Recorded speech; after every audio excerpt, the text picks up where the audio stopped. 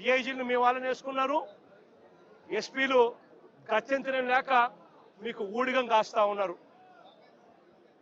బీహార్లో ఏం జరుగుతా ఉందో నాకు తెలియదు, కానీ ఇక్కడ జంగల్ రాజ్యం, జంగల్ రాజును మీరు సృష్టించి నడిపిస్తా ఉన్నారు. కానీ నేను అందరికీ కూడా ఒకటే చెప్తా ఉన్నా, ఎల్లకాలం ఇదే మాదిరిగానే జరగదు.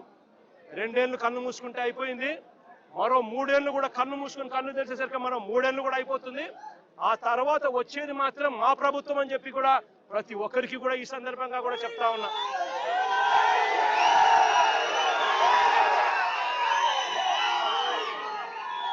చంద్రబాబు నాయుడు గారికి చెప్తా ఉన్నాను, ఆయన కొడుకు చెప్తా ఉన్నాను, ఆయనకు కొమ్ము కాస్తా ఉన్నా ఆయన పార్టీ ఇతర పార్టీ నాయకులకు చెప్తా ఉన్నాను, ఆయనకు కొమ్ము కాస్తా ఉన్నా ఇలాంటి పోలీసు అధికారులకు కూడా చెప్తా ఉన్నాను.